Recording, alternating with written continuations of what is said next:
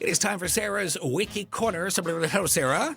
Hello. Hello. What are we learning about today on your Wiki Corner? Well, we're halfway through our theme week on Christmas characters. Yes. And today we're talking about Frosty. Oh. The Snowman. The Snowman. The Snowman, yes. So Frosty the Snowman began as a song written by Jack Rollins and Steve Nelson and first recorded by Gene Autry in 1950 and then later that year also recorded by Jimmy Durante. Oh, wow. It was written after the success of Autry's recording of Rudolph the Red-Nosed Reindeer the previous year. Rollins and Nelson shopped the new song to Autry, who recorded Frosty in search of another seasonal hit. Oh. So it was basically the follow-up. It's a money decision. Follow-up to Rudolph, yeah. All right. I can respect that. Like Rudolph, Frosty was subsequently adapted to other media, including a 1969 TV special. Oh. It is generally regarded as a Christmas song, although Christmas itself is never mentioned in the original lyrics. Really? Which is crazy. Just about snow and a snowman. Yeah. Now, all the action supposedly takes place in Armonk, New York, which is somewhere downstate. Okay. Steve Nelson, the song's lyricist, was a frequent visitor there after World War II from his home in nearby White Plains. The same year he wrote the song, he was looking for land in Armonk and on which to build his new home. 2 years later, he moved his young family there, where he lived until his death in 1981. And today, Armonk has a parade dedicated to Frosty every year. Armonk. That's right. Pretty Claim name. to fame. The song was quickly covered by many artists, including Jimmy Durante, Nat King Cole, and Guy Lombardo. The versions by Nat King Cole and Guy Lombardo also reached the American charts. A Phil Spector-produced 1963 cover by the Ronettes is a popular version, featuring in Rolling Stone's list of the greatest rock and roll Christmas songs. Yeah, that's a good one. Yeah. Good one. In 1950, Little Golden Books published Frosty the Snowman as a children's book, further popularizing the character. Yeah. Then in 1969 came the Rankin Bass Productions 25-minute TV special, Frosty the Snowman. They get involved and it just becomes big. It does. At Rankin Bass. It featured the animation of a Japanese studio and the voices of comedians Jimmy Durante as a narrator and Jackie Vernon as Frosty. And Frosty was the first Rankin Bass Christmas special to use traditional animation versus the stop-motion method that they'd been using prior to that. They wanted to give the show and its characters the look of a Christmas card.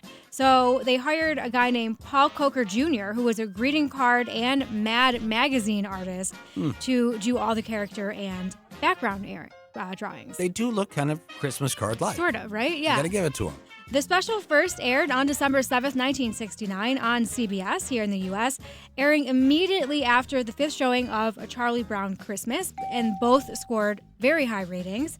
The success of the 1969 special led to sequels like Frosty's Winter Wonderland in 1976 and Rudolph and Frosty's Christmas in July in 1979.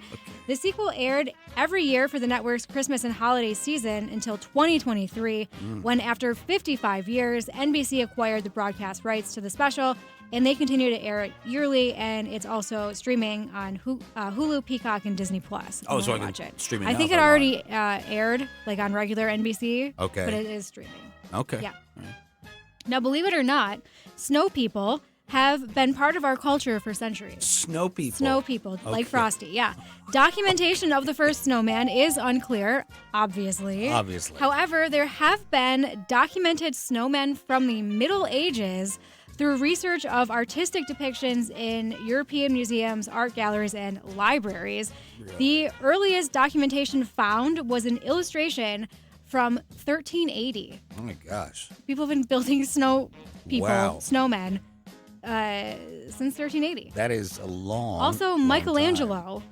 Come on. was Get outta commissioned to make a snowman in 1494. here. Get out of here. Yeah. And did he? Yeah. Oh. Yes, he did. Okay. Yeah. How'd it look? I mean, I'm sure it looks pretty good. Amazing. Pretty good. Amazing. And the earliest known photograph of a snowman was yeah. taken around 1853. Yeah. Okay. The record for the world's largest snowman was set in 2008 in Bethel, Maine.